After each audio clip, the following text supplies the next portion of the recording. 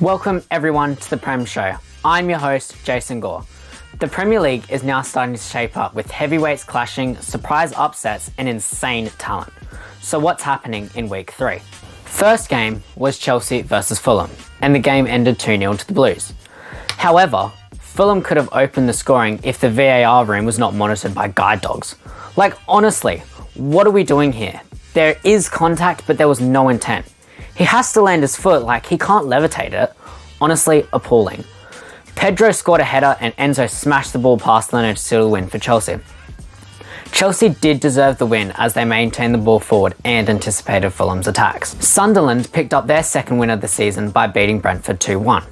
A fairy tale game with Sunderland conceding a penalty but saving it, then conceding to Brentford from a Thiago header. And then Lafay showed Schade how to score a penalty, and then Isidore, who literally just witnessed the birth of his child hours before, headed the ball in extra time to complete an insane turnaround. Next is West Ham versus Forest, and honestly not much happened until the 83rd minute, when Somerville drove the ball forward and then Bowen pile-drived it in to make it 1-0. Then, Paqueta scored from a pen and hung up on those Fabrizio rumours. Finally, Wilson scored a header to seal the win, as they scored 3 goals in quick succession. West Ham were actually impressive as they had the most chances and kept the ball in the final third. Nottingham had possession but lacked the firepower to drive it forward, and that is what led them to lose. Man City got a real shock as they lost 2-1 at the Amex. Haaland grabbed a goal from Marmoush nutmeg and Haaland tapped it home. But Brighton really pushed at City's fullbacks and got a penalty which Jane Milson scored to show Unk still got it. Then, Gruder sent Trafford and shot it past him to win the game. City just need to attack more as they aren't threatening anyone. And teams are now attacking them and exposing their defensive weaknesses. Everton got another win at the Molineux by defeating Wolves 3-2. Beto opened the scoring with a header. Then Jai scored not too long and mocked the Wolves fans by pulling out the celebration. Hwang scored Wolves first to rejuvenate the fans and give some hope until Dries Buchholz scored the third. Wolves got another goal, but it was really a consolation. Jack Grealish looks back to his best by getting another 2 assists. The shackles of Guardiola were really trapping this man. League 2 side Manchester United won against Burnley 3-2. Burnley actually did really well in this game, but to be fair, it wasn't a good side they were versing. United got a lucky goal to open the scoring, but Mbeumo's goal was really good. Burnley equalised again with a scrappy goal, and then at the death, United got a penalty and Bruno scored to seal the game.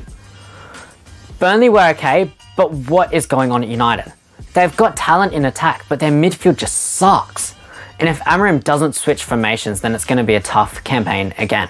Tottenham and Bournemouth faced off and saw Thomas Frank record his first defeat through an Evan Nilsson goal early on. Bournemouth were really intense in the game and tore Tottenham apart. They tried to reintegrate themselves into the game late on, but Bournemouth held on and got the 3 points. Tottenham held the ball well but didn't do anything, whereas Bournemouth were exceptional on the counter. Leeds versus Newcastle was honestly a pretty stale match. Both teams had chances but really wasted them. Not really much conviction in the attack saw both sides struggle to break each other down. Similar to Tottenham, Newcastle lacked firepower even though maintaining possession. And with Isak on his way out, Voltemata needs to make an impact to bring life back into Newcastle.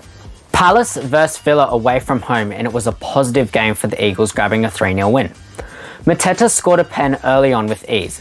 Villa pushed to equalise, but Henderson made brilliant saves. Then Guehi curled one in effortlessly to make it 2-0. Again, Villa tried to equalise, and Henderson was again always there to stop it. The game was wrapped up when Sarr scored the third from a header. Villa are not having a good run of form at the moment, and this momentum might lead to bad results. Finally, the main game of this match week is Liverpool versus Arsenal.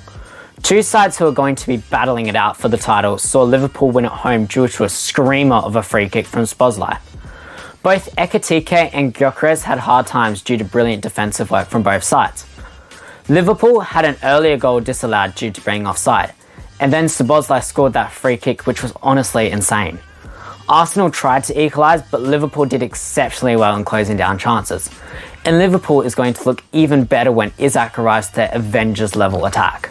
And that is it from me. I hope you enjoyed. I'll be back next week to talk about the next lot of fixtures. Goodbye from me.